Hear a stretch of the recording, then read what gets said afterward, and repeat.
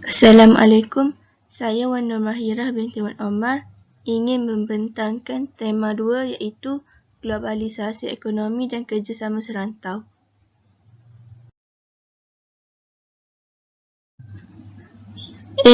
Apakah yang dimaksudkan dengan globalisasi ekonomi? Maksud globalisasi ekonomi ialah saling bergantung antara negara dari segi bahan mentah, buruh, modal, pasaran, teknologi dalam proses pengeluaran dan perdagangan yang dipermudahkan oleh kemajuan teknologi.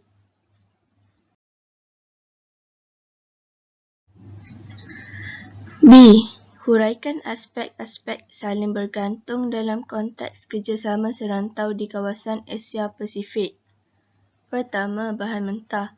Melalui kerjasama ekonomi seperti APEC, negara yang tidak memiliki sumber bahan mentah seperti sumber mineral akan bergantung kepada negara yang kaya dengan sumber bahan mentah.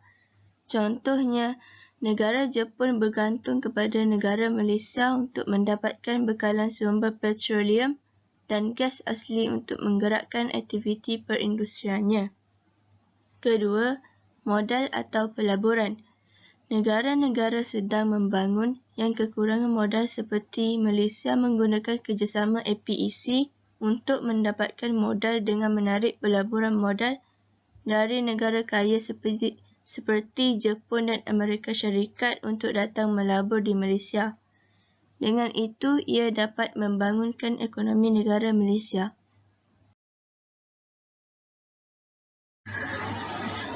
Ketiga, pasaran. Barangan dan perkhidmatan perlu dipasarkan ke negara lain. Malaysia adalah negara perdagangan yang ke-18 terbesar dunia. Ia menunjukkan perdagangan antarabangsa menjadi tumpuan pasaran barangan Malaysia. Keempat, tenaga buruh.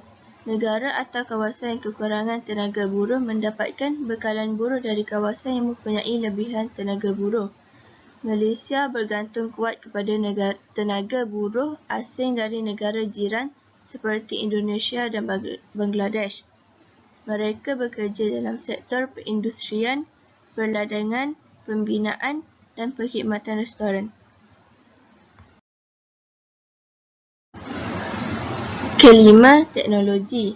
Teknologi yang tinggi dari negara maju dapat membantu menjana pertumbuhan ekonomi. Penduduk menerima latihan dan pemindahan kepakaran di tempat mereka bekerja. Oleh itu, ia dapat membangunkan ekonomi negara di Malaysia. Keenam, keselamatan.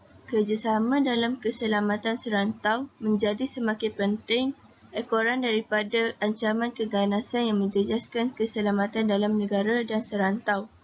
Oleh itu, usaha dilakukan bagi meningkatkan keselamatan serantau dengan kerjasama serantau ialah melalui pertukaran maklumat, kepakaran dan latihan tentera negara anggota.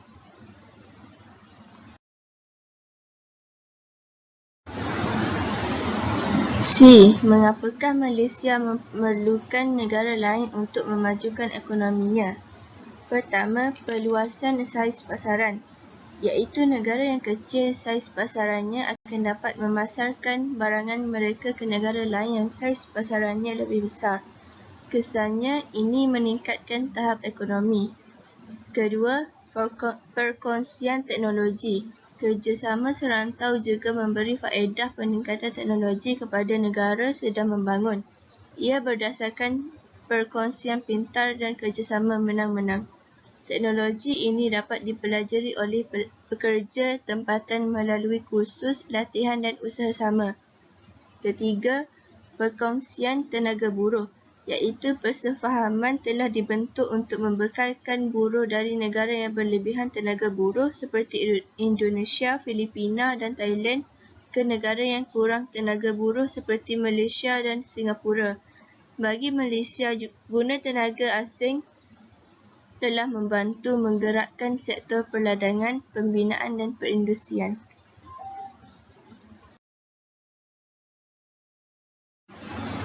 Keempat, meningkatkan daya saing. Ketahanan daya saing lebih berkesan kerana tindakan ke atas pasaran lebih bersifat kolektif. Barangan dan perkhidmatan yang dihasilkan lebih berkualiti dan harga lebih kompetitif. Kesannya, tahap ekonomi akan meningkat.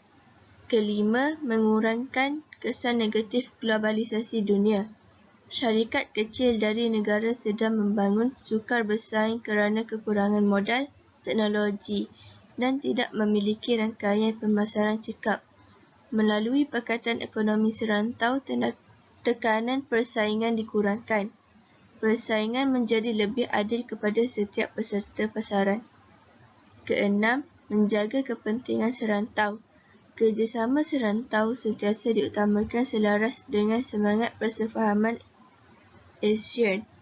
Malaysia, Indonesia dan Thailand telah membentuk satu jawatan kuasa untuk menyelaras usaha mempertahankan harga minyak sawit di pasaran.